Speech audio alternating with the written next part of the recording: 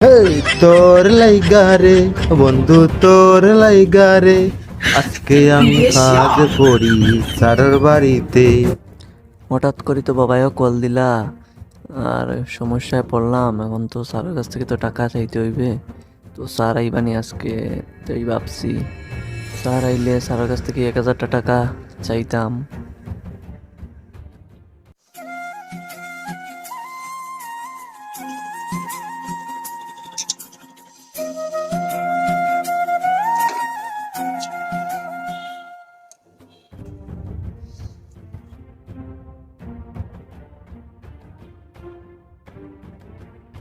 আসলে এই সিটে আসতে পারতেছি না, অনেক দিন হয়ে গেছে ভাই। কারণ অন্যদিকে আমার অনেক কাজ চলতেছে তো ওই সাইটে, আর সেজন্যই আসতে পারতেছি না। আর আসলে ব্যবসা নিয়ে কয়েকদিন থেকে অনেক সমস্যার মধ্যে আছি, এইভাবেই দিনকাল যাইতেছে। আরে স্যার আইছে এখানে, যাই স্যারের কাছে গিয়ে 1,000 টাকা চাই, দেখি দেয় কিনা। নমস্তে স্যার, কেমন আছেন? হ্যাঁ, ভালো আছি। স্যার, আমার বাড়িতে অনেক সমস্যা চলতেছে, 1,000 টাকা লাগবে, দেবেন? আমি এটাই বুঝি না ভাই, প্রতি মাসে মাস শেষ হওয়ার আগেই তুমি এসে বলতেছো 1,000 টাকা লাগবে, 500 টাকা লাগবে। তোমাকে যদি প্রতি মাসে এভাবে আমি টাকা দিতে থাকি তাহলে আমার বিজনেস চলবে কীভাবে বলো? আমি এ মাসে টাকা দিতে পারবো না। তোমার মাস শেষ হওয়ার পর তুমি এসে টাকা নিয়ে যাইও, এই মুহূর্তে আমি টাকা দিতে পারবো না। যাও এখান থেকে, সরো। স্যার, অনেক সমস্যায় পড়েছি, এক কাজ করেন, মাস শেষে আমার আইনে থেকে কেটে রেখে দেবেন। প্রতি মাসে তো তুমি ওইভাবেই বলো টাকা কেটে রেখে দিবেন, কেটে রেখে দিবেন। আমি কি তোমার কাছ থেকে 1 মাসও রাখছি? কখনো তো রাখি নাই। অনেক সমস্যায় পড়েছে স্যার, প্লিজ স্যার দিয়ে দেন স্যার। আচ্ছা ঠিক আছে, আমি ম্যানেজারকে ফোন দিয়ে বলতেছি, তুমি ম্যানেজারের কাছ থেকে 1,000 টাকা নিয়ে যাও। আচ্ছা ঠিক আছে স্যার।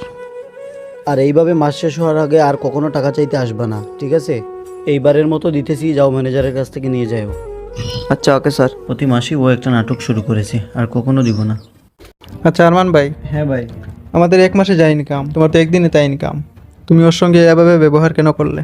হ্যাঁ, এটা ঠিক আছে, তোমরা যা মাসে ইনকাম করো আমার সেটা হয়তো একদিনই ইনকাম হয়, কিন্তু আমি যেইভাবে ইনকাম করতেছি ভাই, আমার খরচটা কিন্তু ঠিক ওইভাবেই হইতেছে। তারপরে তো ভাই তোমার অনেক টাকা ইনকাম। আমাদের যদি এইভাবে ইনকাম থাকতো তাহলে আমরা আমার ফ্যামিলির সবাইকে নিয়ে খুশি থাকতে পারতাম। যে টাকা ইনকাম করি তা দিয়ে তো ফ্যামিলিই চলে না। অল্প বেশি যদি ইনকাম থাকতো তাহলে ফ্যামিলির সবার চাহিদা পূরণ করতে পারতাম। তুমি কিভাবে তোমার ফ্যামিলির চাহিদা পূরণ করতে পারবে ভাই, যেখানে কিনা আমি মাসে লাখ লাখ টাকা ইনকাম করি, তারপর আমি আমার ফ্যামিলির চাহিদা পূরণ করতে পারি না। অ্যাকচুয়ালি আজকে সকালে আমার সাথে কি হয়েছে তুমি শুনবে? হ্যাঁ বলো। বন্ধু তোর লাইগা রে, ও বন্ধু তোর লাইগা রে আজকে আমি কাজ করি স্যারের বাড়িতে। বন্ধু তোর লাইগা রে, ও বন্ধু তোর লাইগা রে আজকে আমি কাজ করি স্যারের বাড়িতে। হেই তোর লাইগা রে বন্ধু, তোর লাইগা রে আজকে আমি কাজ করি স্যারের বাড়িতে।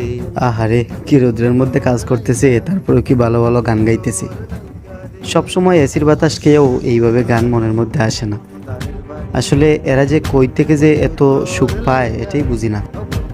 জীবনে কত টাকা ইনকাম করি, কিন্তু একটাবার মনের মধ্যে এইভাবে গান আসে না। যাই, ওর সাথে কিছু কথা বলি। কত কিছু করলাম আমি আমার জীবনে, বন্ধু তোর লাইগা রে, ও বন্ধু তোর লাইগা রে। সানি ভাই, হ্যাঁ স্যার।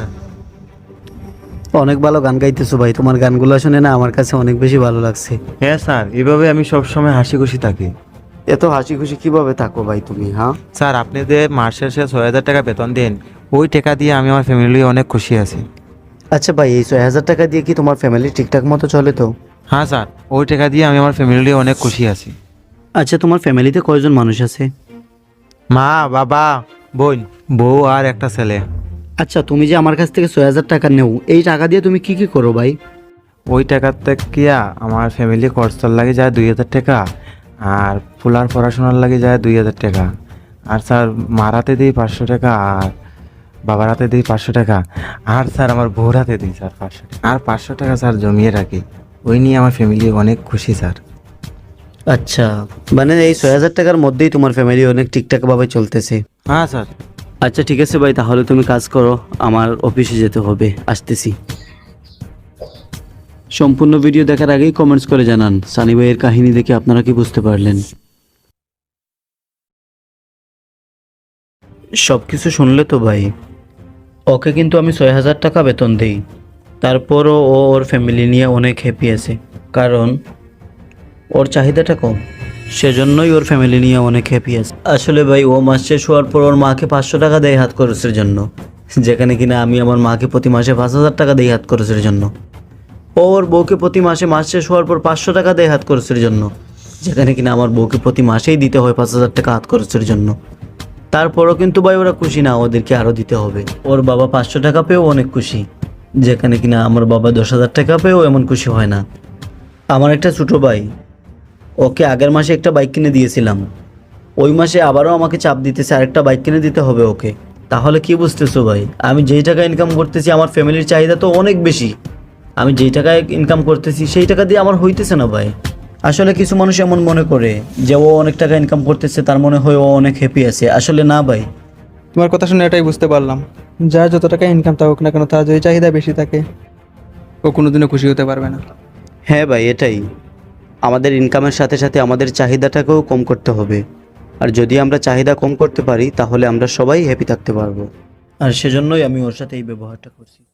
আপনার দৈনন্দিন জীবনে আপনি যত টাকাই ইনকাম করেন না কেন, আপনার চাহিদা বেশি থাকলে আপনি কোনোদিনও খুশি হতে পারবেন না। আসলে আমরা বেশিরভাগ মানুষ আমাদের ইনকামের সাথে সাথে আমাদের চাহিদাও অনেক বেড়ে যায়, আর তাই আমরা রাত্রে ঘুমাতে পারি না। তার মধ্যেও কিছু মানুষ আছে যাদের ইনকামের সাথে সাথে চাহিদা কিন্তু বাড়ে না, তারাই কিন্তু রাত্রে ভালোভাবে ঘুমাতে পারে। তাই আমরা যত টাকাই ইনকাম করি না কেন, আমাদের ইনকামের সাথে সাথে আমাদের চাহিদাকেও কন্ট্রোল করে রাখতে হবে। আসলে যারা সেটা পারে তারাই কিন্তু সমাজের মধ্যে সুখী হয়ে বাঁচতে পারে, তারাই কিন্তু রাত্রে ঠিকভাবে ঘুমাতে পারে। ভিডিওটি ভালো লেগে থাকলে অবশ্যই সবার সাথে শেয়ার করে দিবেন, আর আমাদের চ্যানেলে নতুন হয়ে থাকলে চ্যানেলটি অবশ্যই সাবস্ক্রাইব করে দিবেন। ভালো থাকবেন সবাই, টাটা।